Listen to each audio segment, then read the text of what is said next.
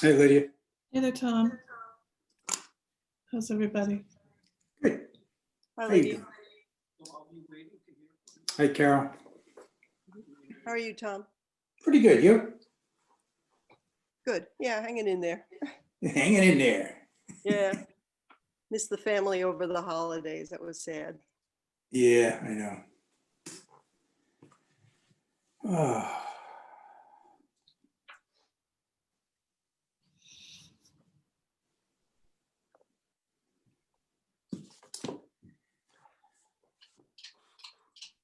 We've been glued to the TV this afternoon. What a disgrace. This is No, it's intense. like a third world country. I can't even believe we're. Yep.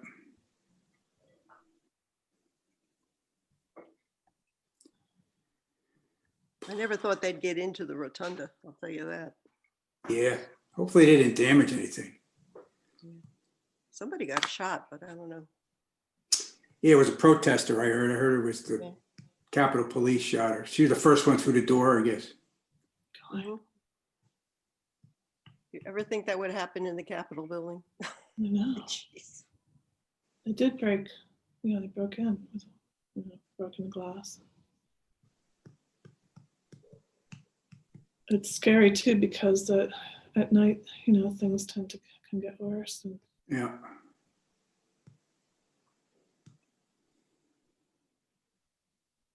so we still have a few minutes, and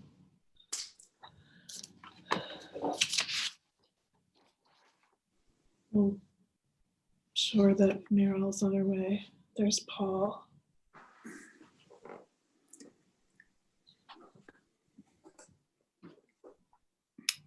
Welcome, Paul.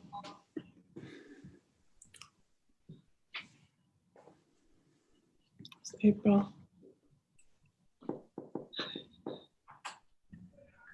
Hello. Hi, April. Welcome. Hey, ladies. And hey, Paul. Nice to Paul meet you. Fowler, nice to meet you. We Nice to have, meet all you guys. we're waiting for our other co-chair, Meryl Mead Fox, and I'm sure she'll be with us shortly. Are there multiple properties on the agenda, or is it just me? You're on the agenda, and then AIM Thrift Shop is there, and then Okay. we keep 20 Briar Lane, a building that's under a demolition delay, on the agenda for every meeting every month. Okay. So, Are you guys watching the news? oh yeah. Yeah. Disgusting. What can I say? Crazy. Yeah. Maybe let's see, we have 1, 2, 3. We do have a quorum, I'm sure. Let me see if this is a text from Meryl. No. I can give her a quick call.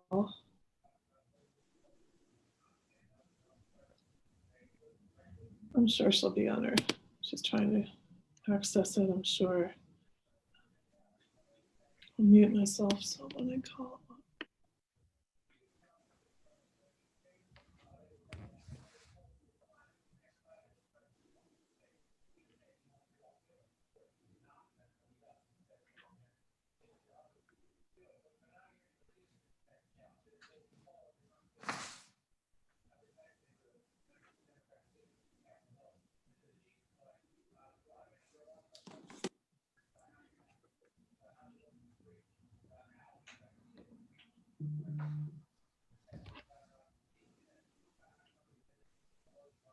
How you doing, Luke?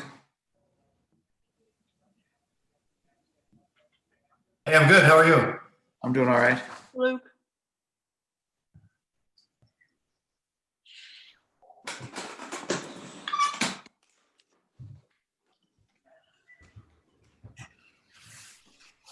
So I just spoke with Meryl. She'll be joining us any moment now. I wonder, I know that she's would be, very interested in and looks forward to welcoming our new building inspector. So maybe we could wait just a few minutes for that part of the agenda. I can Um,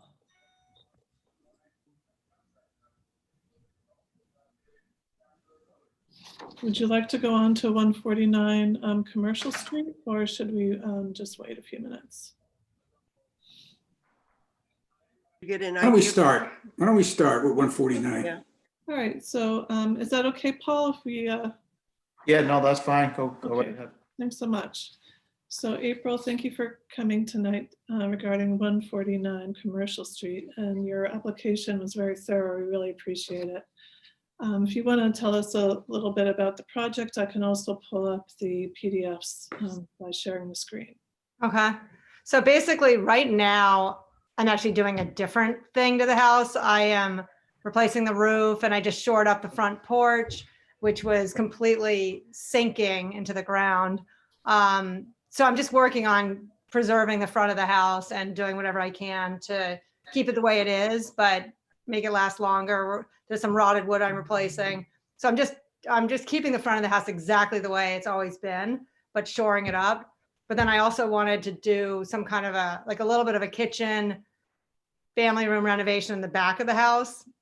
And there's these terrible windows, these like, what are they called? Jalousie, what are they called? The louvered ones that. Yes, the louvered ones, which I mean, even though they're kind of charming, I don't know when they got put in. They're sort of cool and like Art Deco-y a little bit, but they don't really function and you can't really see through them. So I've always, like the back of the house, somebody put an addition on the back and it's like this big box and it just makes the house look huge. And it just looks like it was an addition that was stuck on the back. So I want to try to, when I redo the kitchen, I wanted to try to fix the back of the house and make it look like it fits more with the front of the house. Like maybe make more of a sloped roof on the back, not as tall as the front, but just like a smaller roof. Like I have one of those right now in this little attic space, but try to do that. So my goal really, it's also really rotted wood, the whole back, like if I have to somehow fix it. So I have to replace all the wood and the siding kind of in the back of the house, which isn't original. It's all, I mean, it's like, there's like 4 or 5 different types of materials. There's like this sawtooth or tooth shingle, and then there's some regular shingle, and then there's some clapper, there's all sorts of stuff. But my goal is to kind of make it more uniform when I'm in the process of fixing it. And I'm not going any bigger. In fact, I may end, I mean, it's going to be the same footprint, but I did have this idea, maybe I'd even shrink it so I could have like a outside space that like was cut into it. I don't know if I'll ever do that.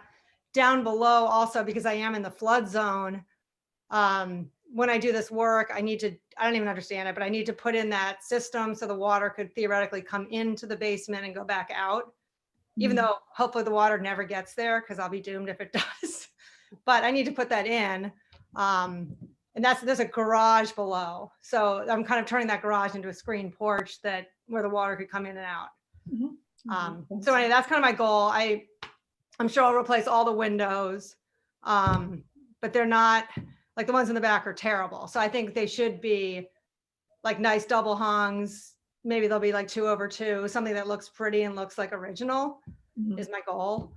So that's kind of the concept of the house. And all the materials would be like regular real materials as much as possible in keeping, but more like with the front than the back, because the back's already kind of a weird addition. Right. Yeah, thank you. And Meryl Mead Fox has now joined us. She is. Hey, Meryl. Hello, I'm so sorry to be late. That's Hello. okay. So April was just giving us an overview of the project, and I thought what I'd do is, and we're going to go to Paul after April's presentation. I thought I'd share the screen. And I do, one other thing I'd say is I have actually renovated a bunch of homes in the past in other areas. I mean, I live in Somerville right now in a house that's, I guess, well, the moorings is 1870. I can't remember what this is here, but it's also really old. And I had a house in Kenilworth, Illinois, but every time I've redone a house, I've always done it in keeping with whatever was originally there. So, and I have the same architects who kind of advise me on everything. So they always want it to look original, even if the inside isn't original, it's modern. So it all fits in and is smaller rather than bigger. It's kind of the goal. Right. Great. I'm gonna share the screen now. And we have the elevations here. I can, my phone's ringing. So just a moment. Meryl, would you like to, I'll get on the other.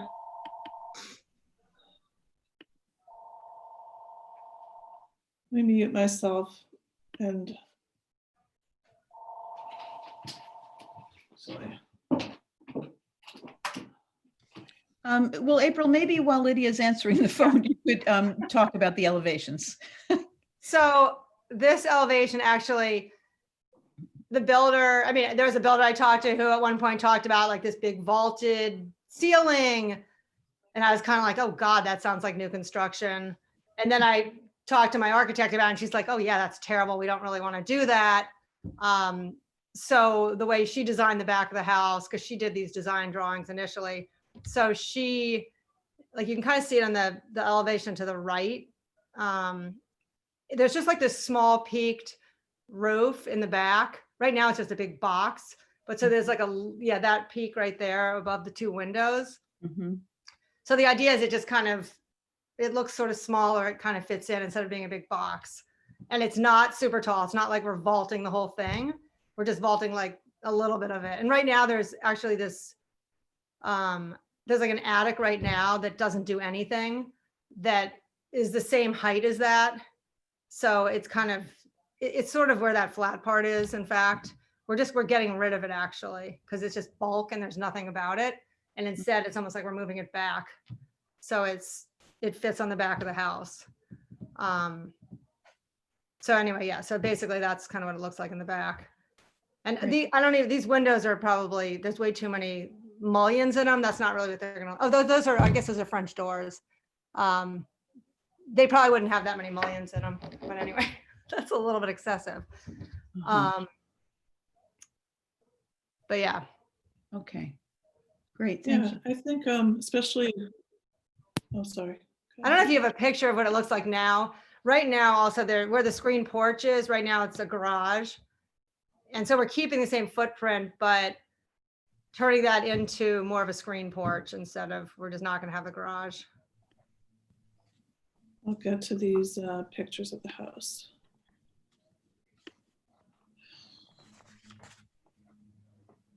If this is right.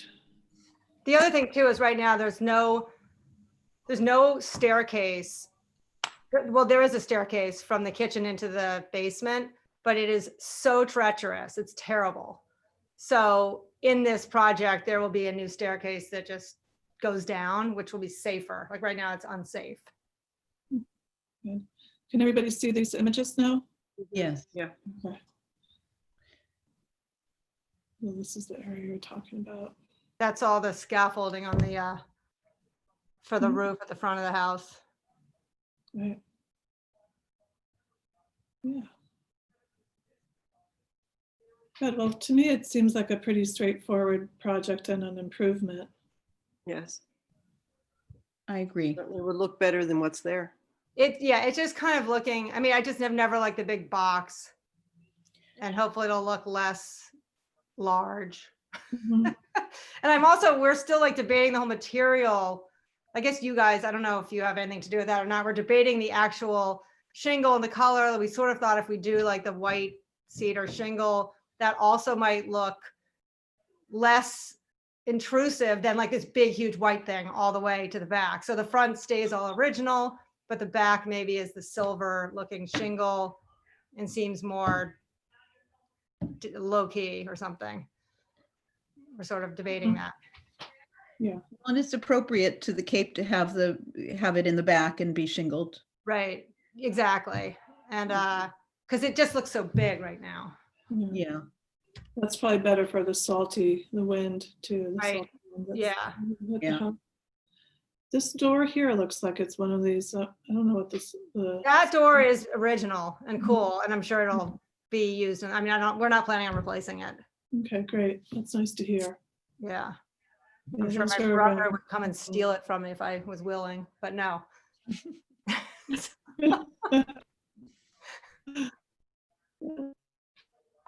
It doesn't function very well, that door, but it is Any fine. other I think thoughts, it's the or- lock. You can rehang it. It'll work again. Yeah, no, I think the door is staying in the same spot, actually, there, hopefully. Good. So any other questions about this? No, I'm fine with this. I'm Does anyone fine. To make a motion? Okay. I'll move that we accept the project as presented. I'll second the motion. Okay, we should do the roll call for the public. So Lydia, I. Merrill, I. Carol, I. Tom, I. Luke, I. All right, great. Well, thank you, April. Thank you. That was a lot easier than what's going on in Washington. Yeah, Oh, yeah, what's going on in Washington is horrible. Should we take over? Because we can handle it. Promise not to storm your edition. Oh my God. All best wishes with the process. Thank you. Okay, thank you so much. I'm excited to try to preserve the house and make it better. yeah, it's a beautiful you. property. Thank you very much. Okay, thank you. Should I just leave then and let you guys do your Yeah, other you stuff? can, Yeah. Sure, yes. you're welcome to stay if you want, but you're allowed to leave. Okay, I'll leave and go watch the TV. Yes, I don't blame you. Terrible. I don't know if I really should do that. Okay, thank you guys. Okay. Okay, bye. Take care, Carol. Thanks, bye. All right, let me stop the screen share now, and we'll So- go back to welcoming Paul. And I thought we'd start maybe, Paul, by telling us a little bit about yourself. Luke, you probably have met before, but I'm not sure if the others have met you. Yeah, I've met Luke. I met Luke, but yeah, a little bit about myself. I'm a lifelong Cape Cod resident, so very familiar with historic structures and Cape Cod construction. I was a contractor for well, over 25 years before I got into the inspecting part of this. So again, I'm very familiar with construction techniques and materials, and I just ended up getting into the inspection process, and I enjoy being in Wellfleet, and like going to work every day. And if I can be of any help to anybody here, I don't hesitate to reach out to me. That's great, thank you. I know that we are working on a few things in the historic preservation efforts, like the Form B updates. We've applied for community preservation funds over the years to update those. And we have a very good preservation consultant in Lynn Smilage, who's sending new ones as we speak. So we've practically completed updates on the Wellfleet Center Historic District with the new historic property inventory forms and the fact sheets about these properties. Very good. And Any input? I was in Dennis for 3 years before I landed in Wellfleet, and Dennis has 2 historic districts, the Old Kings Highway and then the South Dennis Historic District. Old Kings Highway meets twice a month, and South Dennis met once a month. wow. So it was very, very active with the historic structures and preservation between those 2 districts, as well as the Historic Commission, which did the demolition delay by part of our historic findings. But yeah, so Dennis was very strict and very specific about what they were looking for as structures, as far as windows, siding, roofing, colors,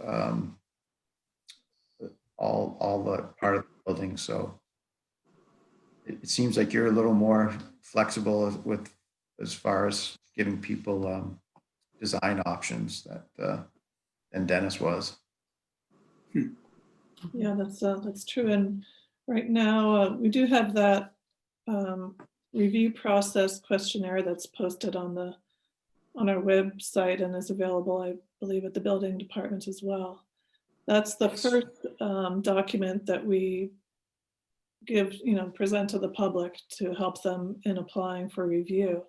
And Merrill recently has been working on a frequently asked questions page about the review process. And I thought maybe it would be good to have your advice on that as well. Things that you see, questions you might get at the building department that maybe we are not, we haven't covered yet, or things like that. I thought we could work with you on that. Absolutely. Yeah, I could help you with that. That would be great. Thank you. And there's also demolition by neglect is something that comes up from time to time. There are some properties all over town that the roof is gone, or there's giant holes in the roof, and places are very vulnerable. We did have the Form B fact sheets done on some of those properties just to document them, because one day they could be deemed a hazard and perhaps demolished because of the not being able to, for whatever reason, to stabilize them. Yes. Yeah.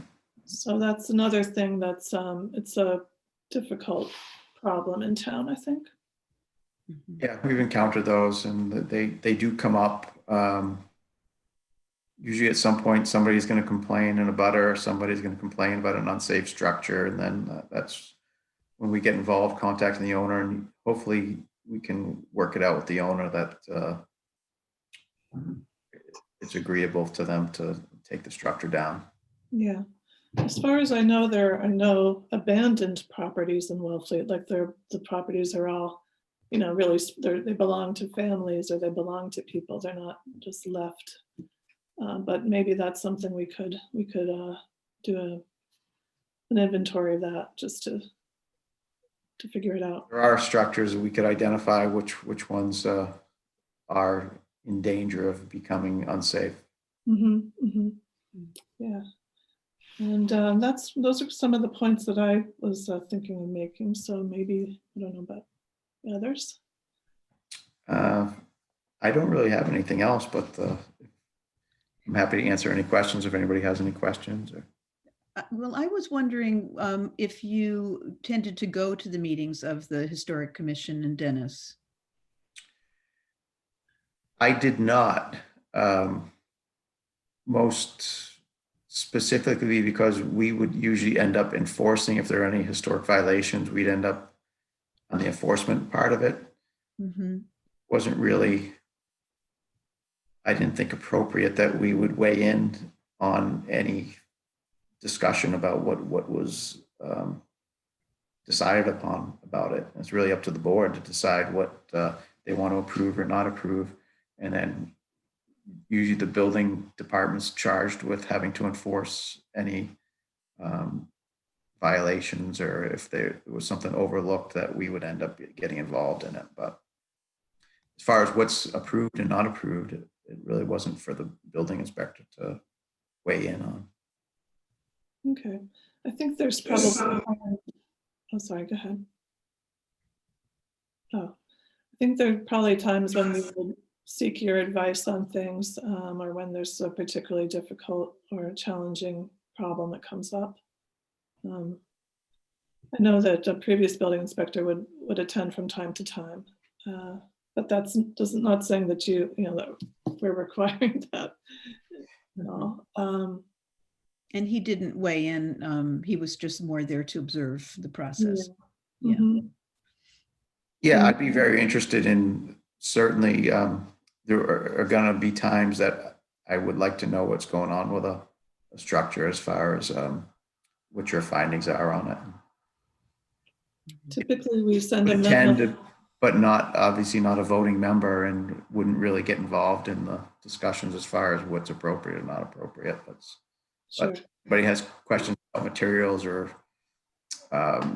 structures, or how they're assembled or going to turn out, I mean, Luke's perfectly capable of making those determinations also. Thanks. We're very lucky to have Luke, that's for sure. I think the most important thing for Paul is, when these historic buildings, he knows the historic buildings that are located in Wellfleet. So somebody comes in like, somebody comes in to renovate, he knows that they have to come to us for approvals before he could, rubber stamp it. Mhm. Yeah, no, that's one of the first things in the process I look for when I have a new application come in that, so I do have on the assessor's page, there's a GIS map, and they've actually, at some point, somebody marked all the historic structures in town, so Oh, good. to check that Perfect. as part of the permitting process, so if it's a historic structure. And ideally, I'd like to be able to send it to the board before my approval, so that doesn't have my approval and just sit there waiting for the historic board to meet. So however it's best to get those plans to you that's something that would help me as far as the permitting process, to be able to get that plan to you for your review, so that we can do it concurrently with the building permit review process. So once I've approved it, it's not just sitting there for another 2 or 3 weeks waiting for the board to meet to approve it. Not everyone goes to historic before they come to the building department. Mhm. Yeah, I think and once we get the word out there more, what the process is, I think that'll be helpful for people as well. There are one other item that we could discuss at another meeting. Future concern is potential zoning changes that would encourage restoration. I know some other towns are considering this, where they'll swap something like restoration for an increase in the height, building height or building footprint. And that's something a preservation specialist at the Cape Cod Commission is studying as well, and I think an incentive for restoration and preservation. Yeah, so Wellfleet has the 28-foot height limit on structures, which really is kind of almost goes against building a historic structure. That most historic structures have very steeply pitched roofs and tall ceilings. So to build a historic looking structure and meet the 28-foot height limit is got to be a challenge for the designers, I would imagine. Mhm. Yeah, maybe there are some, from time to time, maybe there are variances given. I don't know. Maybe Lucas knows. Well, I haven't been here long enough to know Mhm. what Yeah, zoning board will do with those. that's another thing to study and to work on. yeah, I think it's been pretty well followed rule, but the way that they come up with that overall, how tall the building sits on the property with each corner of the building, and I think there's some circumstances where the building appears to be much taller just by the way it sits on the property. Yeah, I've noticed that in some contemporary, some modern buildings, like the one at the dike, But anyway, I guess we do send memos the day after the historical commission meeting to you and to Doreen Davis at the building department, just so you know that we've approved it. And we do that every time, either the day or within a couple of days of the meeting, we'll send a memo.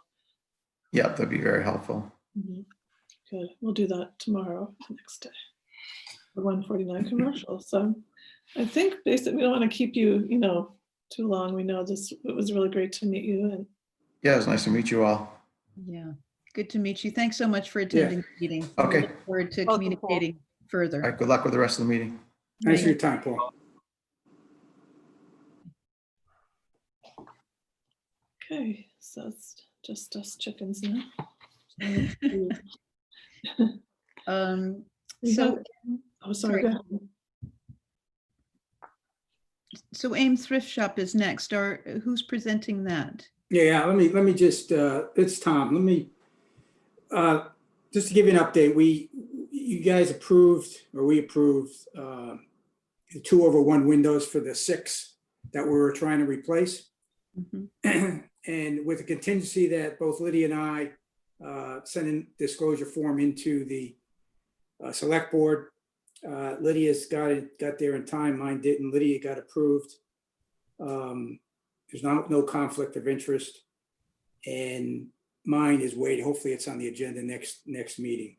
They took a little time off for the holidays.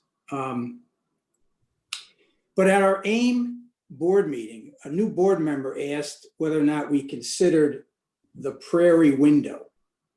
And I have it in the documents I sent. You remember Luke is the contractor on it. He got me financials and all that stuff for pricing and all that stuff for the windows. So the game plan, what I would like to hear tonight, if you guys consider giving us an option of either doing the 2/1 or the Prairie windows on that right side of the building. My game plan is to present it on Monday, call for a vote, and we decide whether it's Prairie, whether it's a 2/1, and give Luke the okay to move forward with the contract. I'd rather do it up front than meeting with the board and then waiting to, which is next Monday, then waiting to the following February meeting, whenever that is, February 2nd or 3rd. So I'm coming forward to say, would you give us an option of either doing the 2/1 or the Prairie window on the right side of the building? Didn't we look And at then some, let us decide which one we vote on. didn't we look at some pictures where there was a Prairie Window on that Yeah, side? the form I sent with the pictures of the building, there was the old pictures of what it looked like. It was hard to figure out with the old pictures, but then underneath there was pictures of 6 windows. We picked the one in the middle, and then the Prairie window was way to the right. And that's the one that has the lines on the outside of the window. Yeah. Okay. And yes, that's in some of our historic buildings in the town. And one of the individuals believes it was when it was a post office, it was a Prairie window that was designed or used at that time. And so what are the other windows on the building? Are they Prairie windows? No, all these windows were replaced, Meryl, I think back in the 60s, and they were just 1/1. And You know, so windows that could open up. Are you replacing all of the windows in the building? We're replacing all the windows in the building, but there's 4 windows on the side where the liquor store is, and then there's 2 windows way in the back. Oh, that's You really can't see those. They're blocked by trees, et cetera. And so, you know, our thought was, and it's got to be voted on, but stay with the 2/1, the back 2 windows, and then do the 4 Prairie windows on the side. But I don't want to state it per without us as an AIM board voting. So right now there's the, getting the picture of the Oh, thanks. existing. Those bay windows, those were added in the 60s or 70s too. So they're not looking to replace those. It's just these ones on the side and these ones in the back. And I think one thought that they had too is to, for instance, this window down here in the basement and the one in the back in the basement, leave as is, or replace with something similar, not have to put the kind of fancier Prairie style ones on that side. And Yeah, you see the one in the back, the one in the bottom left. You can see the branches of the tree coming down. You know, the leaves. Mhm. So, they're covered and nobody sees those. It's the back of the building.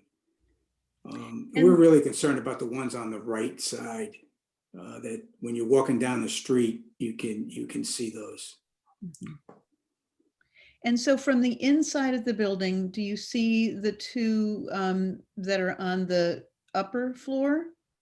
Yes, you see the back two windows are part of our work area. So our visitors really don't see it, but our volunteers do. Okay. So it would be nice to be historic. And then as we stated, these windows that are installed now just don't work. We can't open them, et cetera, et cetera. With COVID, we need circulation. So Yeah, we think the 2/1 would be better back there, but who knows? They might say, hey, we want to be consistent. I can't speak for the board. I'm just one member. So, but Yeah, again, like I said, my I just only want to difficulty. give these guys the option. We'll be consistent.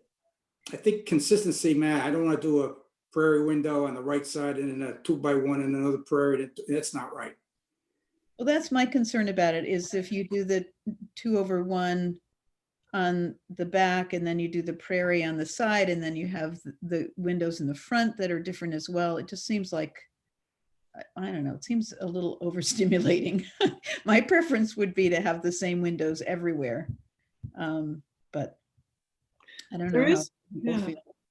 There is a window that kind of mimics the, you see the bay windows and the dividers are, there are windows that have, say, 8/1 that might be considered. I know this is something for the AIM board to look at, but that might present a more consistent overall appearance.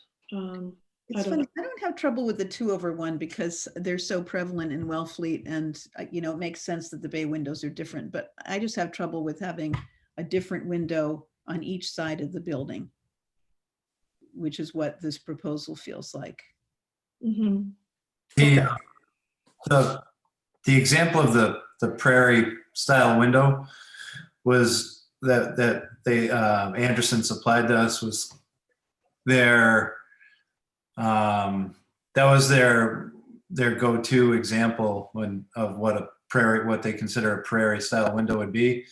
I wasn't sure what the old photographs of the building showed as far as how the window was divided. I didn't know if there was a series of smaller lights around the perimeter of the main window, but they're not to confuse or present more and more options to go through, but there are other styles that could be considered also. I wasn't sure if Tom or AIM wanted to look at anything further, but since we're being so thorough and it's there's multiple people who are interested in the end result, I thought I'd just mention that. I remember there was a picture of the original Prairie style window. Was it that AIM historic photo? Yeah. I can't. It's on the side too, but Yeah. I can't. Just can we get close enough This to one actually might- see? This picture here, oh yeah, that's hard to tell because they've got the screens in, but you can see the top. Do you see the tops there? No, it's too small. Well, there's Can other we- can we pictures. Make it bigger from our own screen? No. Not this- Maybe this one. Yeah, this one you can see, I can see it better anyway. There's a square here. It's much like this one in the center of the front. It's got a square with.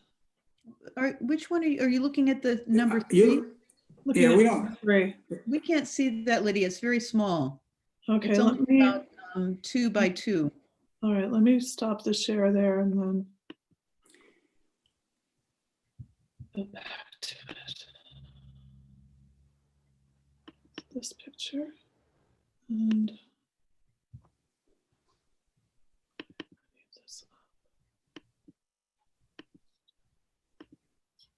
Try this. All right. That's better. Thank you. Yeah, now we can see it. Um, Oh, yeah, there you can see the Prairie Window. Oh, yeah, very vaguely. Yeah. Kind of looks like there's two rectangular panes in the towards the center of the window, and then the corners go to like a more square pane, maybe. Yes. Uh-huh. So like 4 panes across the bottom is what I can see. Mhm. I think There's one central square Two thing. large ones and then two smaller ones in the corners. Is that what you're seeing? that's what I'm seeing. Yeah, that's what I'm seeing too. I think the one that we were given by the Anderson rep had basically a bar that went across each side and created the small corner squares, but wasn't divided again in the middle of the window. Not that, and I don't know if there's an option with I'm not looking at it right now in a catalog or anything, but Mhm. I know that when when they pulled up, when I was asking about Prairie style windows, it was kind of like a no-brainer. They went right straight to the picture that we gave to Tom, but on the same page of their website, I believe we were looking at, they had some other ways of dividing the glass, and I don't know if that was one of them, but I could revisit that. Well, how do other people feel about the variety in the windows, having 3 different kinds of windows in the front, the side, and the back? Well, It the looks front like bay that. windows are kind of a disaster already. I mean, when you look at what the building originally looked like. Would it make more sense to put, if they decide to go to Prairie windows, make sure they're all Prairie on the back too? Would that solve the issue? I'm Yeah, not sure it's although, ever going to line up with the I mean, front. I get it that they're more expensive, so I guess I would just prefer the 2/1 myself, but I'm open to other people's thoughts about it. I hate to turn down anything that actually moves it more towards what the original building looked like. Well, that picture we were just looking at, oh, there we go. So, We're talking about this one, Prairie A. Yeah, that's the style that was given to us, and I guess that is I thought that's really the closest that they have there. If we requested to have that divided again, and it wasn't one of these shown in this diagram, it would be something that was pretty, really unique, and it would probably be much more expensive. so But- is leaded glass, Luke, that the whatever we call it, is it leaded glass or is it wood that's Well, divided? No, these aren't leaded. It's a simulated divided light, so it's basically not an applied grill to divide it. So it looks convincing from the inside and the outside, but it's still it's not a true leaded glass or truly divided light. So it's wood then that's The bars are wood that are coated. They have a machine that they run all their wood through, and it puts a coating on the outside all the way around every edge. So it prevents water from being able to come in contact with any part of it, and it won't penetrate and begin to rot from the inside out. So it would be painted white then, or? Well, no, it comes the color you select, so it would be white. That's applied at the factory. I believe they call it the extruder machine that they put these pieces of wood through, and it's like almost like a conveyor belt. They go in one side, regular unfinished pine, and they come out with this heavy protective coating when they come out the other side of the machine. And it's basically like a baked on finish. It's far superior to any paint that you could apply to the wood, but it still is true wood. Thank you. Sure. The main difference is with the old leaded glass, there was no good way to have a double insulated pane, which would, you know, it lets the cold right through the glass, basically. And now with the double insulated glass, they have they suck from between the two panes, they suck the air out and they fill it with air gun, I believe. And that's when you see the windows, more modern windows that have like a film or it looks like a haze to them, but you can't clean it off from the inside or the outside, no matter how hard you scrub. That's because there's been a compromised seal and the gas has escaped and now air has taken its place. Mm. It's the but that's like the main idea between the main difference from the true antique windows with the single pane and what we have almost in every case now to meet the energy and heat loss codes. And you know, when you apply for a building permit, most of the time they want you to attach the window specs, which have a certain U factor for the windows that meets the heat loss requirements. So it's kind of one of these areas where the truly historic butts heads with the heat loss and energy conservation codes. Yeah. So I guess if we were going with what was completely historic, it would be leaded glass. Was it originally leaded glass? Do we know? I'm sure it was at one point that the Prairie style panes were probably, or they were definitely independent pieces of glass that relied on that leaded seam. Yeah, it seal. didn't look like it was obvious enough to be wood. I think it is wood. In the pictures that I saw, I believe that it's wood. Oh, maybe. Oh, huh. But yeah, there is on the AIM board, there's an architect. The husband of one of the board members is an architect. So I think that they're going to have quite a bit of input here. Personally, I think having a different kind of window in the back isn't a problem. That often happens, just like they'll put shingles rather than clapboards in the back of a building. Yeah. It looked like in the picture that the old picture, the small window, the lower window looked like it was probably a 2/2. That one's still there. Yeah. Uh-huh. And I think that if that's such a small window, I think that the look of the Prairie style window it's almost like lost down there. Yeah, that wouldn't make sense. So Yeah, I agree with that. what do you think, Tom? What do you mean? No, I agree with that window. The Prairie would be lost. I mean, nobody even sees it anyway. I mean, it's so small and it's down far right. Oh, yeah.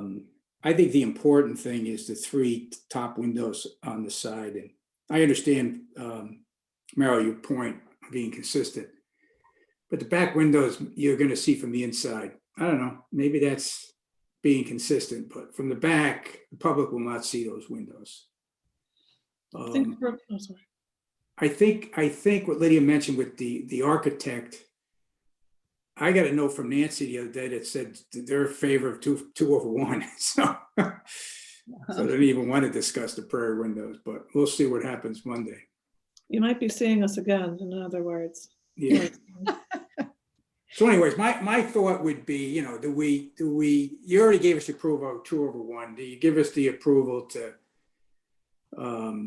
go what the board wants to do if they want to go Prairie? And as far as voting goes, is it just me and Carol who are voting because the rest of you were involved in this? Well, we would vote, but we already got the disclosure. Well, Lydia got this disclosure form approved, so her vote counts. I would do my vote. Luke, of course, can't vote because he's a contractor, but then my vote gets approved by the select board on whether or not I'm getting a financial gain on this, which of course I'm not. But I don't go in front of the board till I think June or January 11th or something like that. 12th. Mhm. I think so. When I put it in the minutes, I said that the vote was contingent upon approval by this board, select board. Right, Carol, you Look at did, the yeah. disclosure, yeah, Okay. So Lydia got approved. yeah. I think I said that earlier. I haven't Yeah. got approved yet because I haven't been up in front of it yet. So does it make sense for us to vote before Tom is approved if we need the 4 votes? Well, we did it contingent upon, just like Yeah. we voted Okay, last that's what time. we're saying. Okay. Yeah, you would vote and then have a contingency. Okay. So it sounds like we're ready for a vote. Does somebody want to make a motion? Let's see, I move to give the AIM Thrift Shop the option of using the Prairie Window on Prairie Windows on the, should I stipulate the number 3 windows on the side of the building? Does that sound right? That sounds right. Okay. And I need somebody to second that, I guess. Second. I had a thought, which is, could we add in there or other appropriate style, just in case there's, Are we There's- letting them pick the appropriate style then? I think, I think that's, You're okay with that? unless I am, but I don't know. I'm not really comfortable with that because I feel like it's already a little tricky since so many people are involved with AIM, and I feel like it sets a precedent, that we normally wouldn't do, to just leave it open, especially around windows. Mhm. Okay, so, well, the motion as it was is move to give AIM options to use Prairie 3.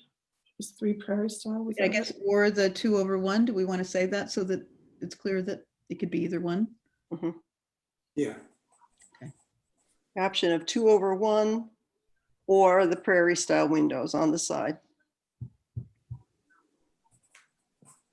Okay. The 3 windows on the side. All right. I don't think we have to go revisit the back ones, right? Right. Because we already approved that.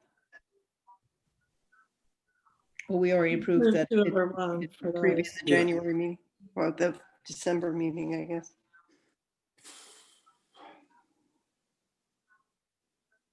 Okay. Okay. All right, so that's our motion, and we needed second. I did second. Lydia that said. one. Okay. Okay, so we need a vote, I guess. Mhm. Lydia, I. Carol, I. Tom, I.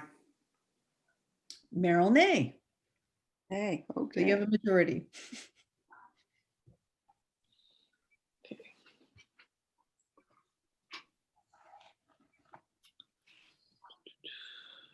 And that's still with the contingency, right, Carol? Yeah. Hmm.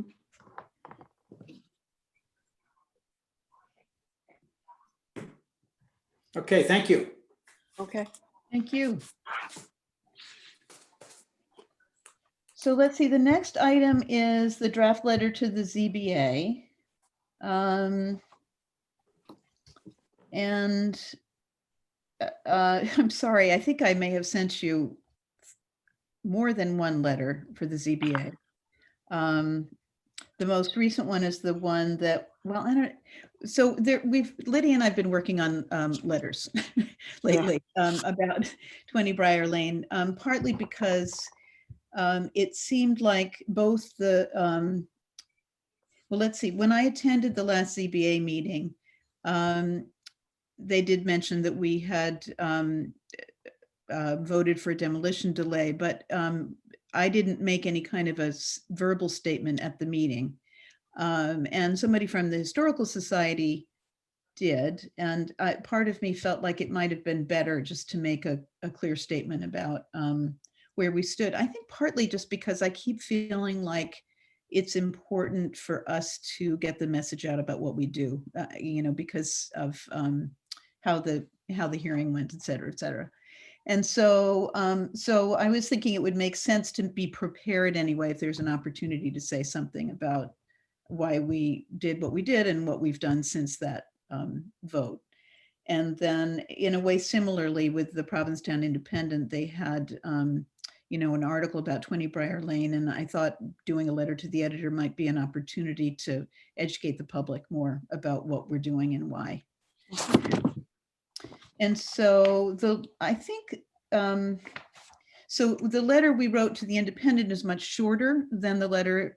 I think I may have sent you 2 letters for the ZBA, one longer, one shorter. And I have one for the Independent and one for the ZBA. oh, you did get one for the Independent? Yeah. Good. Okay. I'm not sure if you got the latest version because we realized that it needed to be limited to 300 words. And so we had a longer version originally. In any case, so I just wanted to get input on what the letters say and how you feel about the idea of our doing this. Do you want to add anything, Lydia? Do you want me to go to screen share? Oh, that'd be great. Yeah, thanks. All right, here's the letter, which could serve 2 purposes, basically, or multi-purposes. Tell me when you want me to scroll down. My, Okay, yeah, this is the shorter. Good. my feeling on both letters is that I'm not too sure that the purpose of the letter is very clear. What do we want people to understand from this? What point are we trying to make with it? I imagine with the Independent letter, we are just I guess the purpose is to inform the community as to our role in preserving the historic aspects of this town. It's not very clear as to why we're writing this letter. That's a good point, Carol. Yeah, I think it's primarily to inform people about what we do and why. You know, it could be something as simple, in view of all of the discussion on 20 Briar Lane, we would like to make clear the position of the Wellfleet Historical Commission or something like that, but it's not too clear to me why we would be sending that. Mm-hmm. So you were saying in view of all the discussion about 20 Briar Lane, we would like to make, Or in view of the article, we would like to make clear the position of the Wellfleet Historical Commission on this property, something like that. uh-huh.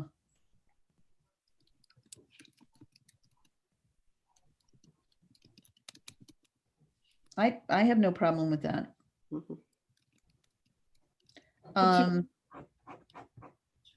Say that sentence again, in view of the article on 20 Briar Lane. In view of the article about 20 Briar Lane, we would like to make clear the position of the WHC on this property. You know, and you can fancy that up any way you wish, but I think it makes clearer then at least why you're writing the letter. Yeah.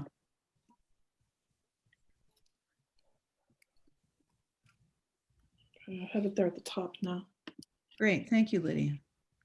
Okay.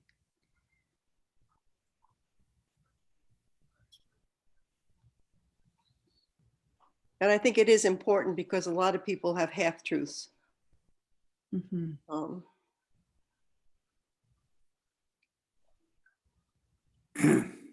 Yeah, I think the letter is a pretty good letter. Me too, yeah. What I'm uncomfortable with though is you know, we represent the town in our duties, and I would feel a lot more comfortable if we went to town council and reviewed it with them now that we're making it public. And see what their opinion is. I know we send letters back and forth to different departments. I'm comfortable with that, more comfortable with that than getting it out on the Independent, knowing that 20 Briar Lanes already have attorneys or an attorney. You know, they might be looking for any angle to get the 18 months delay thrown out. Mm-hmm. Okay. I'm just a what if type of thing. Uh-huh. I don't think Yeah. that's a bad idea to have town council look at it. Just as a safeguard. you know, Well, and of course, the other thing to do would be just to present this to the ZBA, and the Provincetown Independent tends to pay attention to these things. So, you know, then they would have access to it and we don't have to publish it in the paper. Yeah, that's a good point too. I think we should do both. Yeah, there's a lot of people that there's factions in town. There's a certain group of people that think that we're, you know, preventing them from having any business in the building. That's not what we're doing. Right. They originally didn't tell a lot of people that they were going to demolish the building. I found that out later, Yes. you know, and so there's a lot of half-truths and things floating out there that this could clear up, possibly. But I have no problem with it being run past town council. But I don't think it's a bad thing. People do read the Independent, and I think it would make clear what we've tried to do. Many of the butters who did not go to the meeting where we presented alternate plans knew nothing about that at all. So it's good for them to know that we've made suggestions. Yeah. And there's certainly plenty of other people in town that don't realize that we've offered options to them. And they have not listened to us. And I think that that can be an important thing for people to know. That was a challenging part of this, was that originally in the longer version of this, we had things included like the fact that they haven't communicated with us since August, even though we've reached out to them regularly. And then there was also something there about how they've stated that the building is dilapidated, and but there's been no confirmation of, or that it's not sound, and there's been no confirmation of that from a structural engineer. And Lydia and I took both things out because they felt, I don't know, potentially too personal. Yeah. And we were told last year there was no heat in the building. Well, that obviously is not true. Yeah, There's somebody's people living living in the there top now. floor. Yeah. So Back to the letter, I think there's also, it's informational too. It talks about the Sorry, Lydia, I couldn't design hear you. staff, the Your work that voice- Cape Cod Commission design staff did.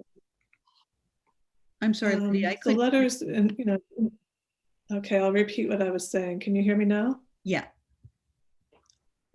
So in the letter, there's information about the design staff from the Cape Cod Commission provided alternatives. So that's one of the things that our bylaw urges us to do, is to seek out alternatives to demolition. Making that point. And we also make the point that there are federal and state tax incentives and grant programs for owners that could potentially preserve the building. So I think there's some good information here, and I think it will work for both the ZBA and the newspaper. Right.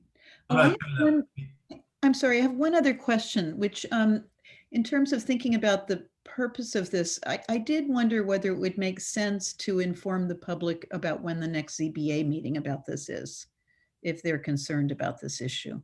Are they bringing it further in front of the ZBA, or was it? Well, or- maybe you know, Luke, I've heard rumors that they aren't, but they are scheduled for the next ZBA meeting. It seemed like their attorney kind of reserved the right to go further with it, but I wasn't sure if they were actually going to do that or not. I just watched part of the meeting. I haven't heard anything further from anybody firsthand, but I mean, if it's not going any further, it seems like, stating some of the facts behind what happened is one thing, but I don't think it doesn't seem like there's anything for us to gain by kind of pouring salt on the wound if it's not going any further. I'm not trying to be over critical of the letter, and I don't think it's a bad idea by any means, but Like mentioning the sick day building, it seems like that might, that was Thor who built that building, and it's a project that obviously went through the channels and was passed. And so there's somebody out there who designed it. There's, somebody owns it. And maybe, and there's a lot of people who probably feel like it's a less desirable building to have on a predominant corner in town, but I don't know if it's, somebody might be offended by it. And I don't know if we should offend people or if we need to offend people. Mm. We can take out that part, or we're not saying that we don't like the sick day building. I mean, I guess some of us do, some of us don't. I don't know anybody that does. It's Well, no, true.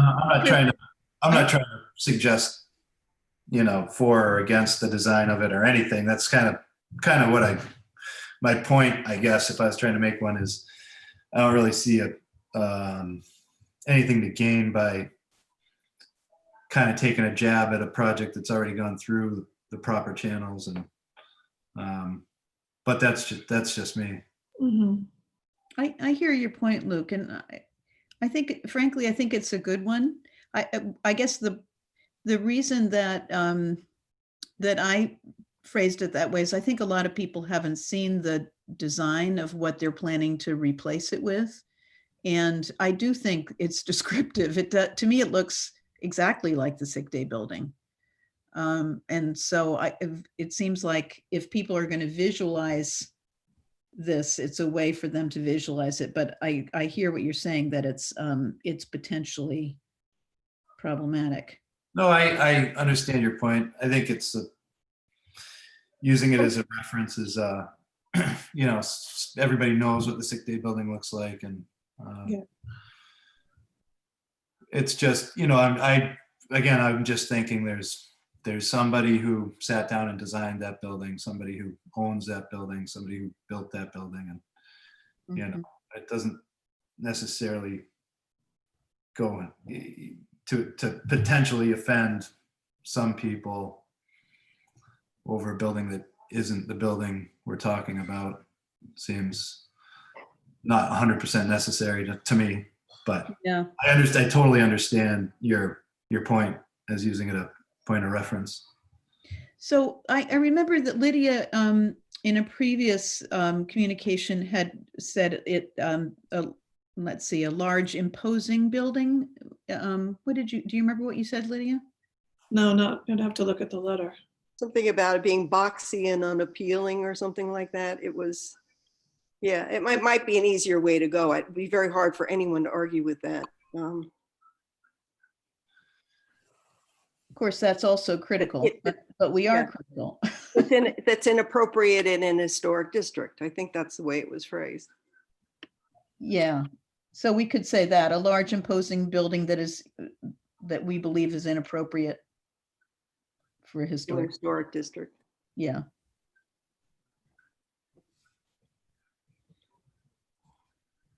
Now, with the ZBA letter, I still think in a way that. Go ahead.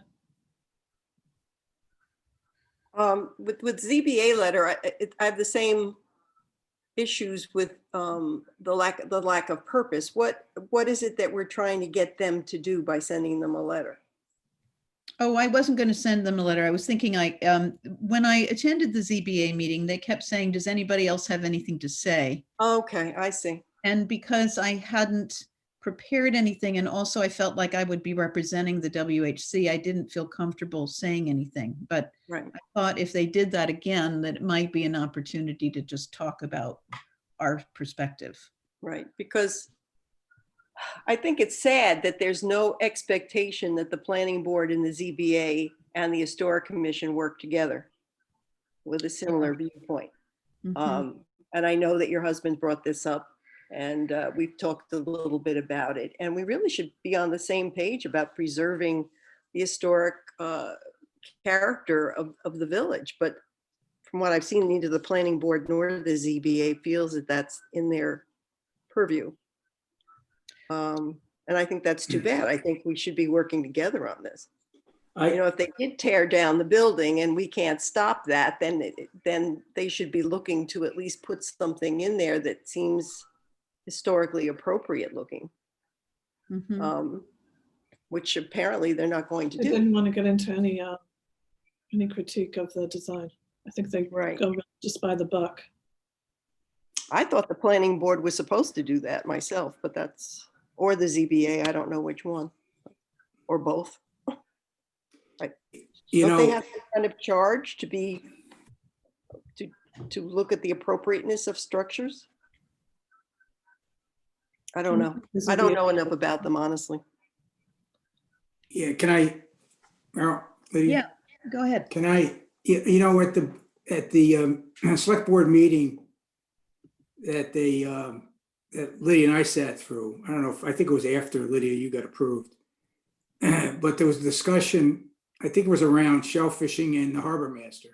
I could be wrong, but it basically brought up, one of the selectmen said, no. Somebody asked, you know, does this board know what this board's doing?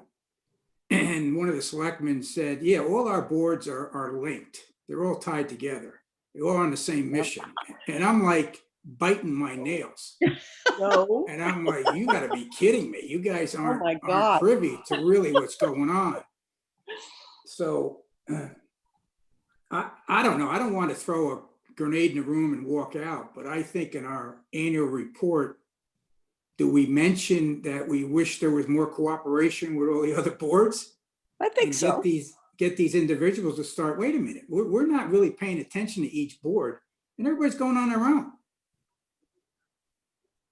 And I think the COVID brought together some boards, but I think it pushed apart some other boards. And, you know, I don't think the zoning board I don't think they realize what we're doing. Yeah, that's partly why I wanted to do the letter. I think the last paragraph of this letter is meant to be kind of an appeal to the town and the other boards about why what we do is important.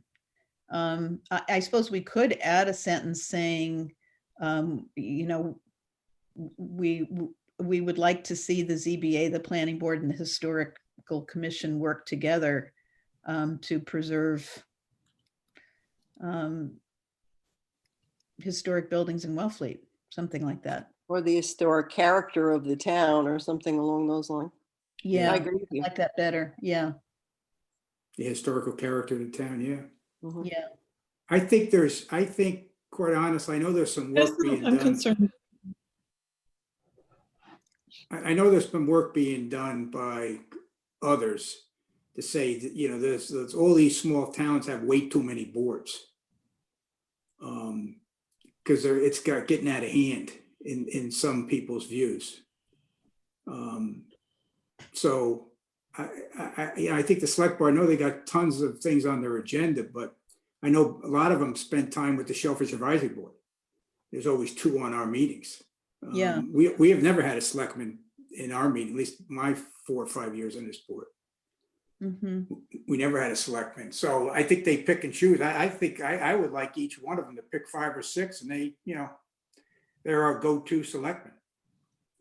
So maybe we want to say we would like to see those 3 groups you have there, Lydia, and the select board and the new town administrator.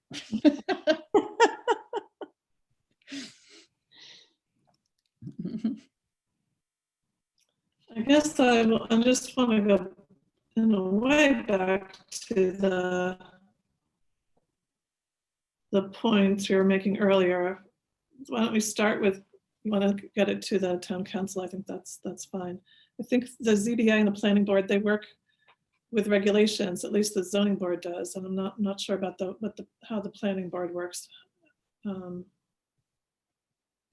But the ZBA probably has very limited scope, and they didn't want to get into critiquing designs.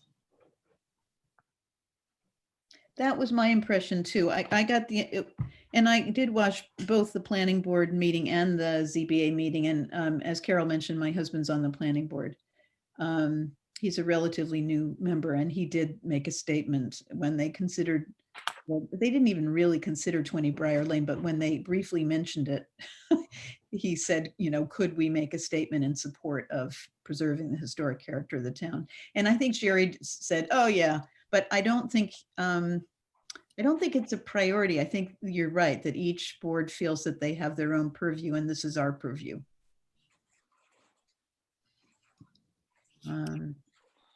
But the problem is we can't enforce what we're doing without their support. Other than putting in an 18-month demolition delay, we're finished on this.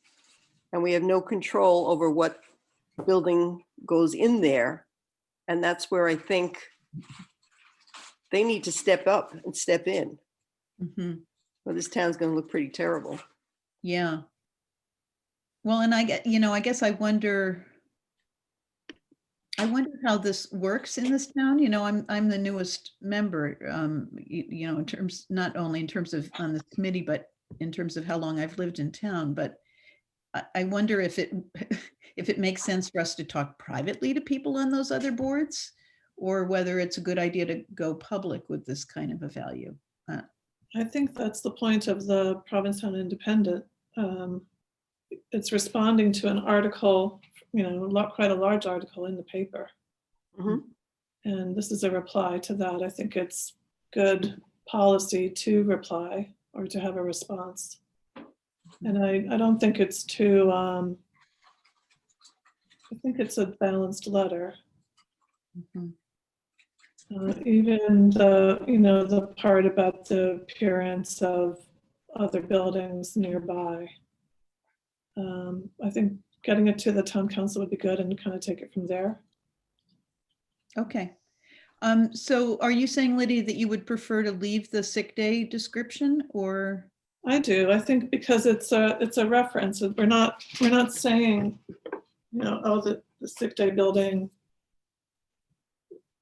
We're not saying it's an ugly building. We're not saying it's a beautiful building. We're just saying the one that they're planning to replace the 1815 structure with is that looks similar to the sick day building.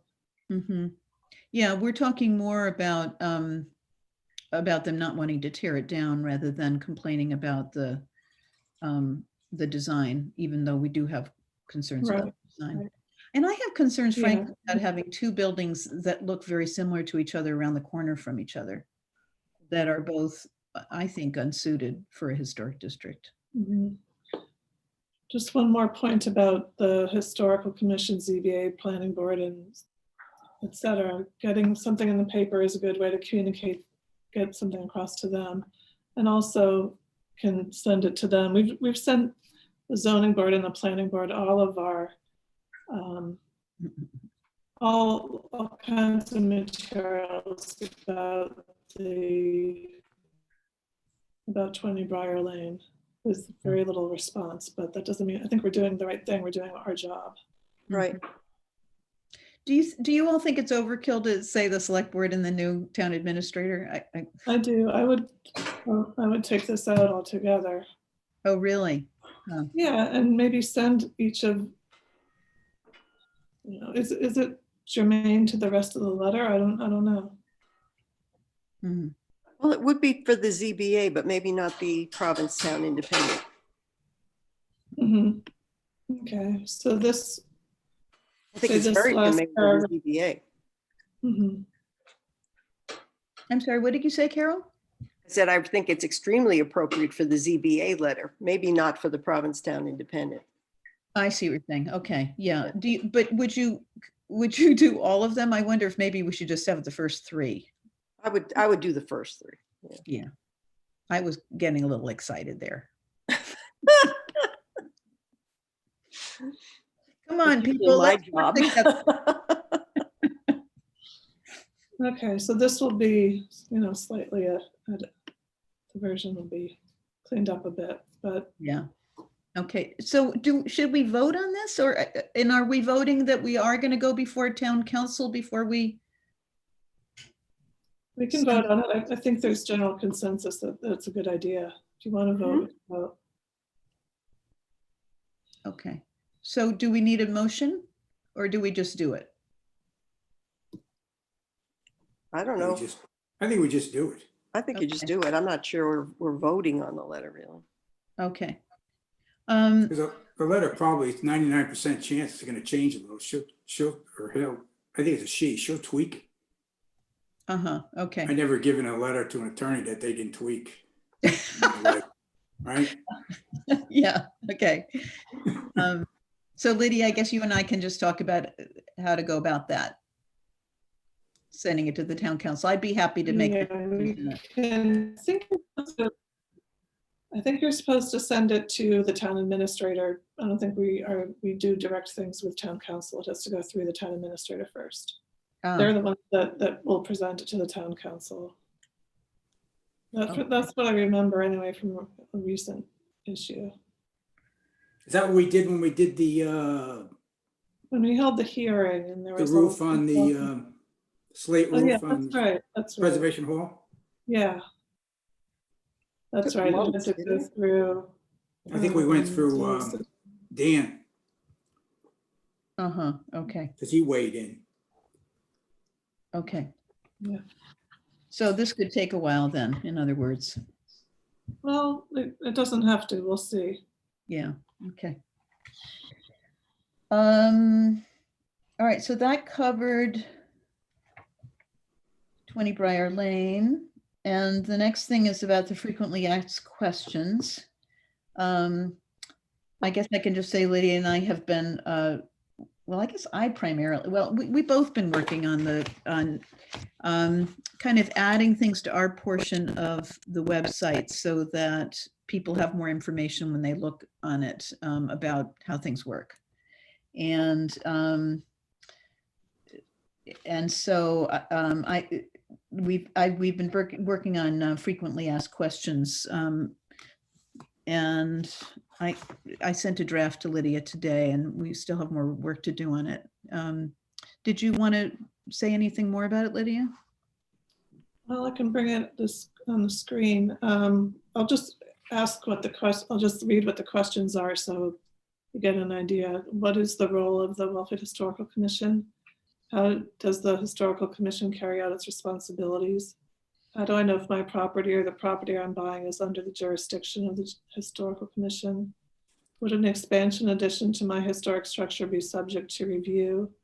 If my property is determined to be historic, what renovations are not subject to review? And how does the Historical Commission review historic structures for demolition, renovation, or expansion, etc.?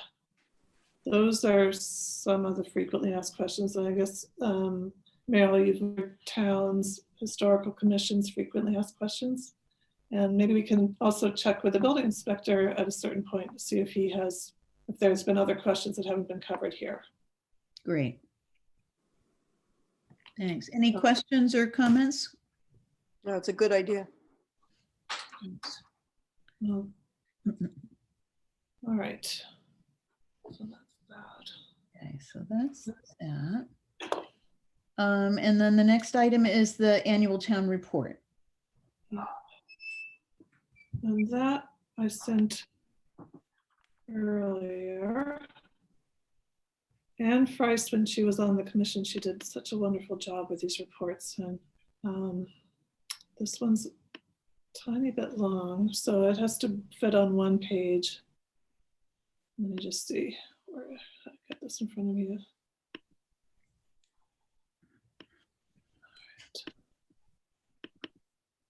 Okay.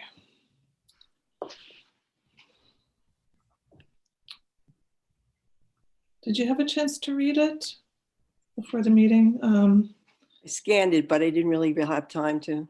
Sure. I'm So sorry. it's due on January 29th. I'll try and read it pretty quickly. The Historical Commission works to preserve, protect, and develop the historical and archaeological assets of the town of Wellfleet. Public meetings take place on the first Wednesday of each month at 5 p.m. WHC was one of the first town of Wellfleet committees to accept the challenge of communicating remotely via Zoom. And after a bumpy start, we've become fairly comfortable meeting this way. In 2020, the Historical Commission met 14 times and reviewed projects ranging from partial alteration that's a great word, to 100% demolition. Most project reviews involve doors, windows, solar panels, and modest additions. Our main focus was on exploring alternatives to the proposed tearing down of an historic residence at 20 Briar Lane. The property is located on the edge of the Wellfleet Center Historic District and Cultural District and is eligible for listing on the National Register of Historic Places. We conducted a public hearing and voted in favor of a demolition delay of up to 18 months. In accordance with Wellfleet's general bylaws, this important hearing was advertised in the local paper and certified letters were mailed to abutters. Wellfleet demolition delay bylaw prompts us to explore and develop acceptable alternatives to demolition, such as preservation, renovation, restoration, or relocation. Demolition is an irreversible action that alters the character of the property, the streetscape, and the area. The Historical Commission, working with local preservation specialists and design staff, has presented creative alternatives to demolition, which include renovation, adaptive reuse, partial demolition, and new additions, all while preserving the building's key historic features and providing a modern living workspace. Special thanks to Sarah Korjev, Preservation Specialist Planner, Cape Cod Commission, and Elizabeth Kellum, Community Design Planner, for their excellent presentation. That needs a little work there. We developed a policy on relocation after a small outbuilding available for relocation was successfully advertised, moved, and repurposed. We understand it is now used as an art studio, photography gallery. Merrill Mead Fox, in order to build interest in historic preservation, created an Instagram page. Follow us at Wellfleet Historical Commission or visit us on the Town of Wellfleet website, wellfleetma.org.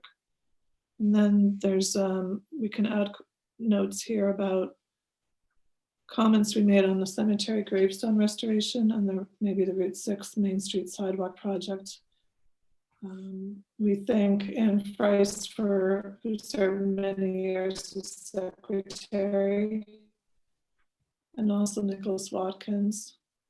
And then there's a section on updated local comprehensive plan, updating the needs list, and why we decided not to apply for community preservation funds. Instead, we focused on organizing historic property fact sheets. And then we also thank Alice Iquesta and Maria Burks for editing for helping to edit the Form Bs. That's basically the annual report. I don't know if there's things I missed that you want to add in. Well, I think that covers it pretty much. Yeah, it looks great to me, Lydia. I know you need to do a little bit more work on it, but I'm glad that you said more about the demolition delay bylaw, that we're trying to educate people in every single document we're putting out. I like it. Good. So I think it's good to put the cemetery gravestone back in there, because I know the historical societies received no response whatsoever from the cemetery commission or the select board. And I don't think the commission has either. We have an order from the town administrator, because she was sent the letter as well. It's like sending it into outer space and nothing. I guess you just have to keep bringing it up. Otherwise, it's just easy to ignore. If you wouldn't mind, if you want to write a couple of lines that I can add in, that would be great. About the cemetery? Yeah, I could do that. Thank you. Thanks, Carol. I suppose if it looks like there's more writing that needs to happen, and so you might need to reduce the paragraph on the demolition delay bylaw if there's a lot more writing on other things and it needs to be one page. Mm-hmm. But it looks like there's places where you can do that. Yeah, it's how much space is here? It's pretty tight. Yeah, I can definitely whittle it down places. yeah, because that's the longest paragraph, but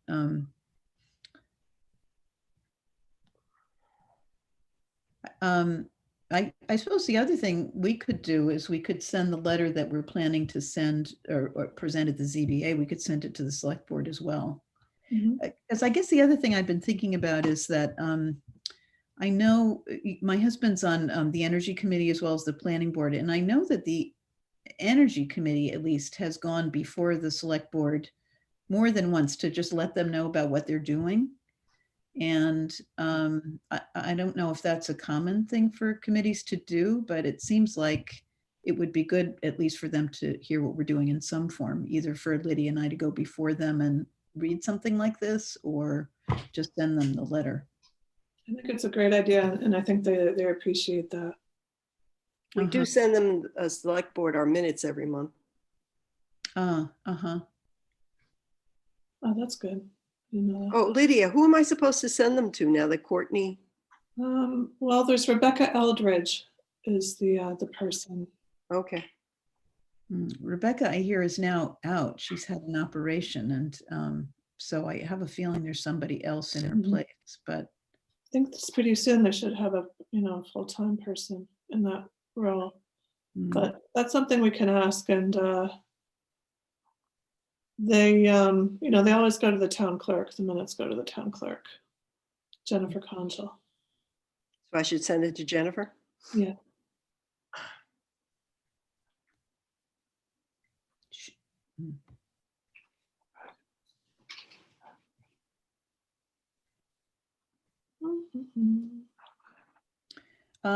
So let's see. So are we done with talking about the annual report for now? I think so. And then the next item, is Tom gone? Oops. I still have a quorum, so maybe he had to hop off. Okay, the next item is community preservation. But that's kind of his arena, right? Yeah. Should we move on?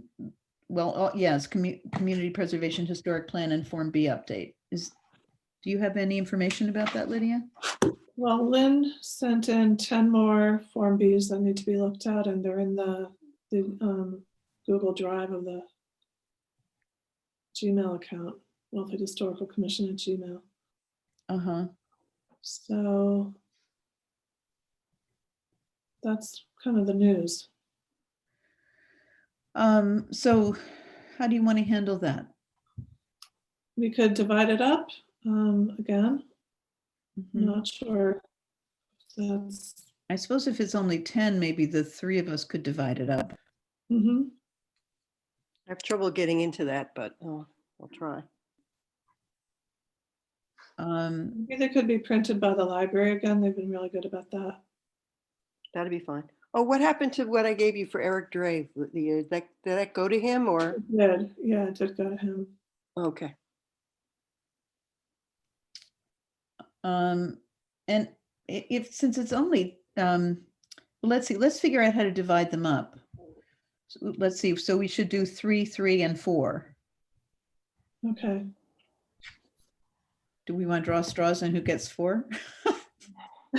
I'll do 4. It's okay. You sure? Yeah. Okay.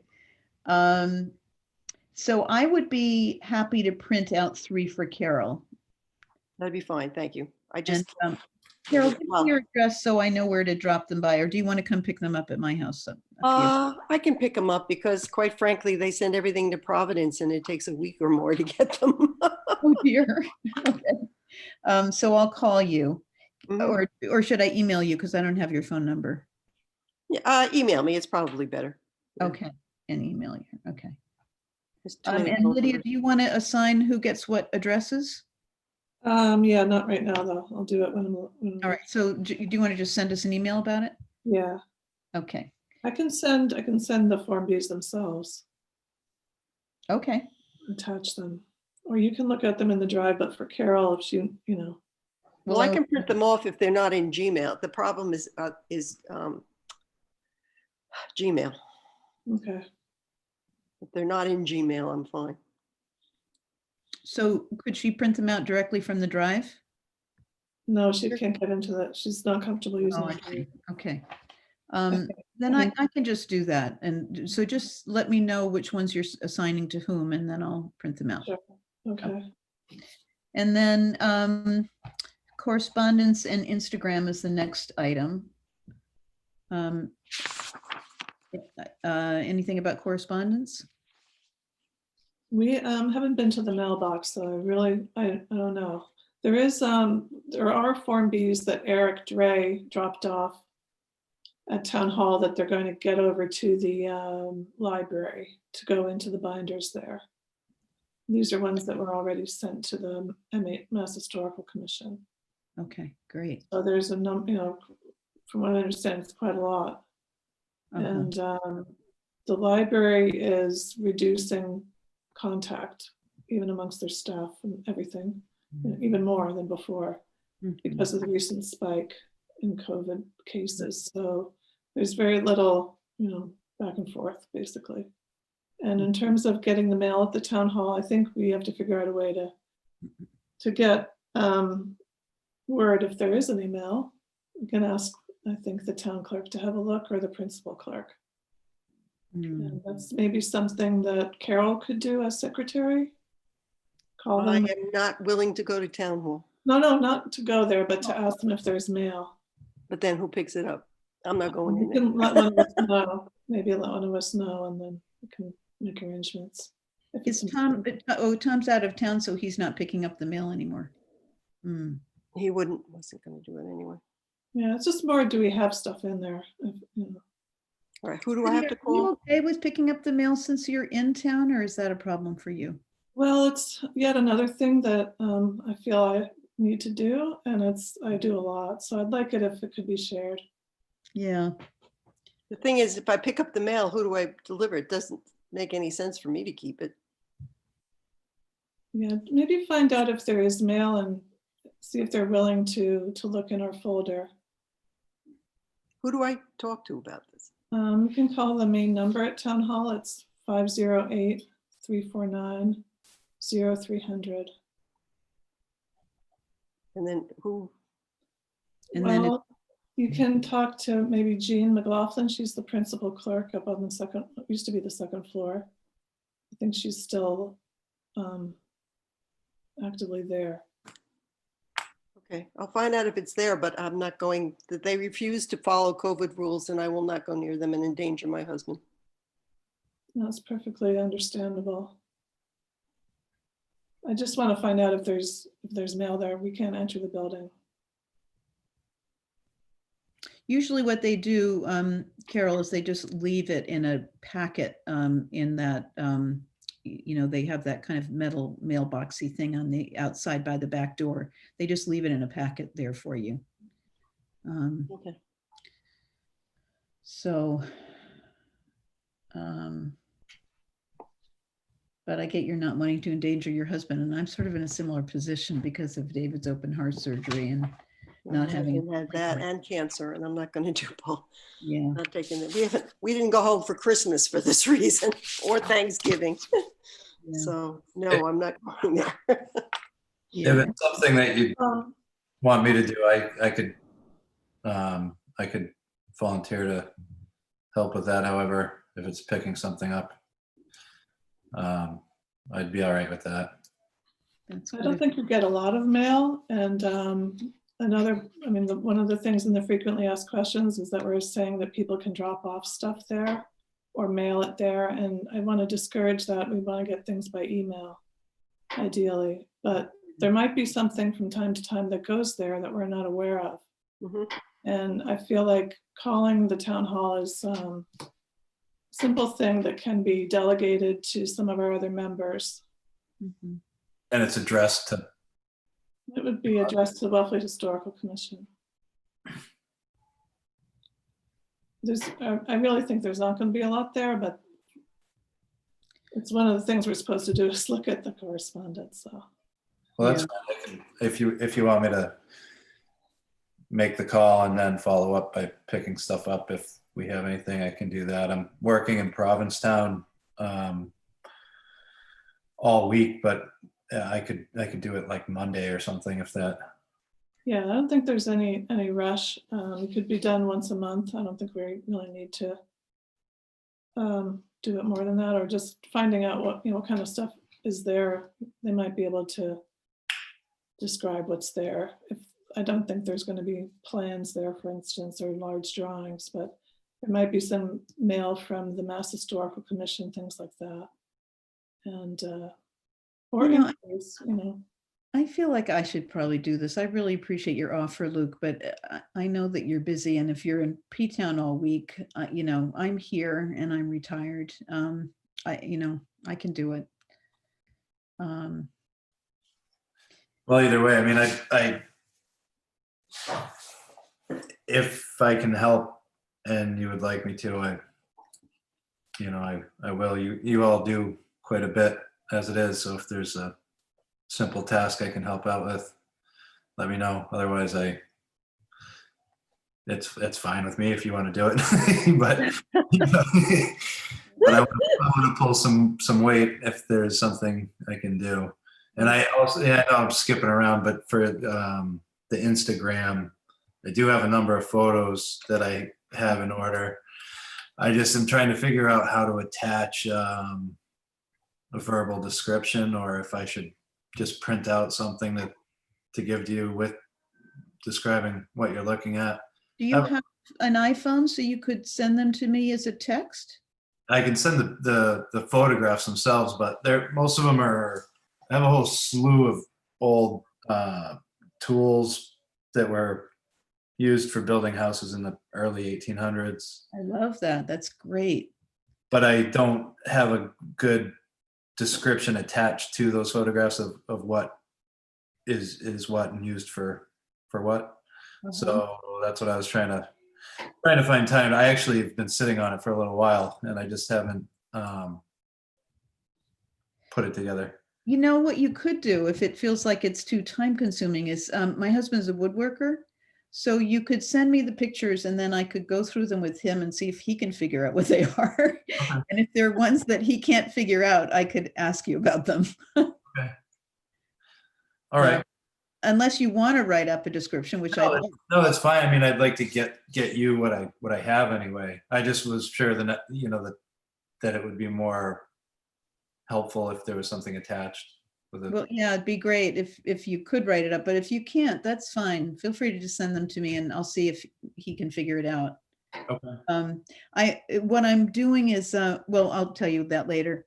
I guess what I was thinking about the mail was that once somebody picks up the mail, then Lydia and I need to figure out what to do with the mail. So it seems like it makes sense for one or the other of us to pick it up. But am I wrong about that, Lydia? I haven't really had much to do with this in the past. Well, typically the secretary opens the mail and reads it at a meeting, or makes a correspondence report. That's basically what happens in some of the other boards and committees. Ours, our situation, I think if someone would be willing to call and find out if there's anything there, most times there's probably not going to be anything there. But if you do pick it up, you can open it and, talk about it at the meeting, if you're willing to do that. So Carol, would you be open to calling and finding out about the mail and seeing if you could figure out a COVID safe way to pick it up? I'd be glad to call them, sure. Because I wonder if maybe you could just leave a bag there for them to put the stuff in and you won't have to have any personal contact with anybody. I'll call them. I'll see if there's something there, if they're cooperative about it. Yeah, Sure. if you let us know there's something there, then we can probably make arrangements to get it. Okay. From one of us. Okay. Is available, and then, yeah. Okay. And as far as the photos go, Luke, feel free to either text them to me or email them to me. Either way is fine. Okay. And I know that I have your contact info, but I'm sitting right at the desk here. Do you want to? Sure. So my email is mmeadfox@gmail.com. Okay. And you want the phone number as well? Sure. Sure. It's 617-519-8644. Okay. Great. Thank you so much for doing that. Yeah, sure. Of course. So just so you all know, I decided that I really wanted to do a timeline with this Instagram account. So I've kind of, I started out with the Native Americans and kind of moved through the history with the Pilgrims, and then and I've finally gotten into houses. So we're in the 1700s now. And so I'm planning on, you know, I did the two oldest houses, the Rowell house and the Atkins Higgins house. And then I was planning to do some of the other houses that were built in the 1700s. I'm not going to use addresses or owners, but I thought I would just use whatever the name of the house is, if that's okay. I'm assuming that's fine. It's, you know, people won't know how to access them. And No, there's a timeline on the Wellfleet Historical Society's website. oh, great. Okay, I'll check that out. Yeah. I have lots of books and things that I've been referring to, and I'm making a point of referencing what I'm using for references. Mhm. So that's it pretty much. Although I am curious what happened with the Rowell house, but I guess I can talk about that offline. But because I went by to see it and was shocked to see that it's surrounded by other buildings.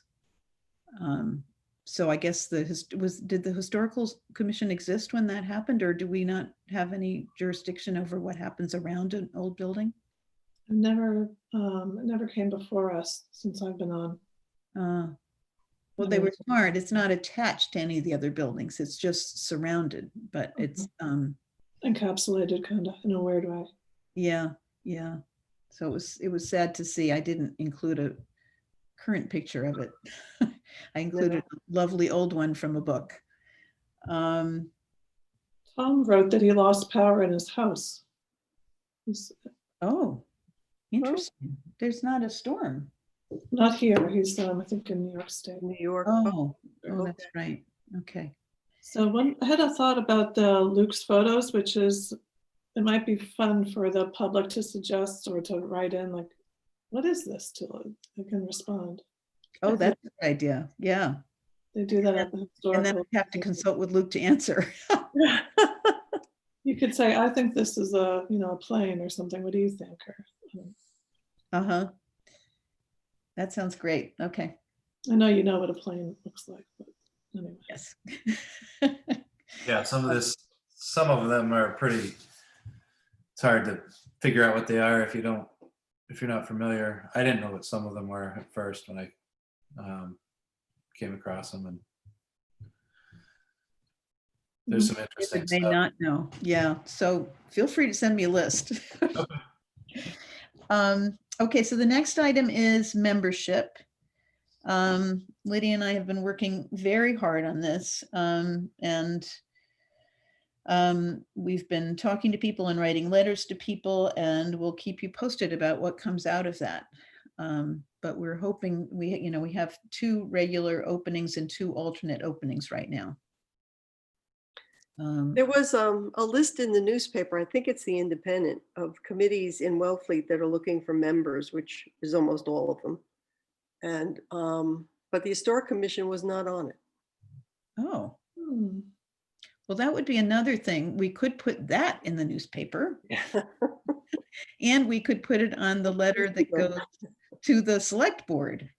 Is that okay with everybody? Yeah. Okay. Now, I think they made a mistake. They said that you had to be a full-time resident of the town, but I believe that is only true for the select board, the planning board, and the zoning board. In which case, if it was true, I shouldn't be where I am, so. And Tom too. Yeah. Yeah, and we need you both desperately.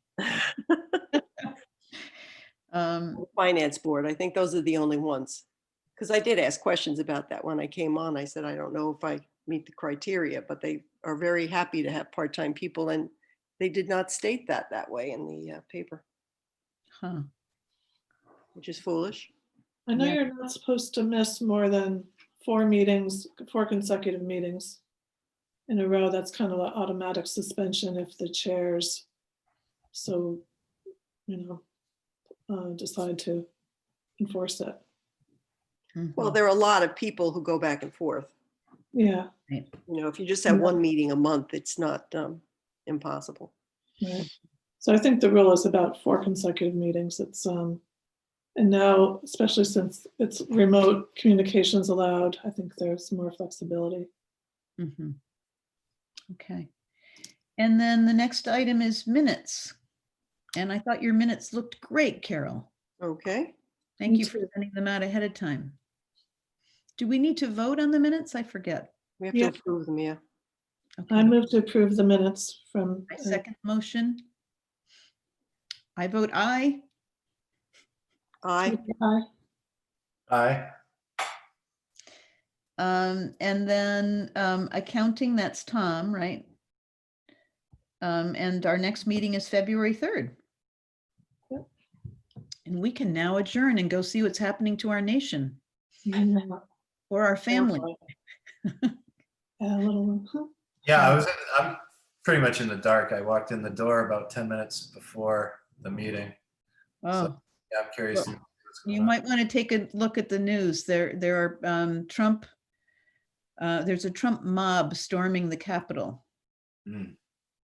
They Yeah. have- I kind of caught wind I had a brief meeting with a homeowner who just showed up and had been listening to the radio, and he told me I should go home and watch the news, and then I came home and hopped on the computer. So they actually got into the chambers.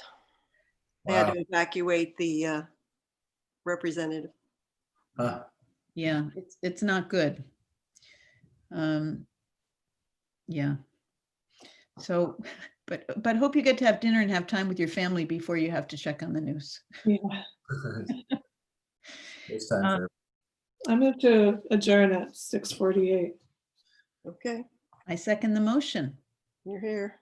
And thank you all for being here. And thank you to your son, Luke, for his patience. good boy. He's a good boy. Okay, see you all next month. All right. Great, thanks a lot. Take care. Thanks very much. Bye-bye. Bye.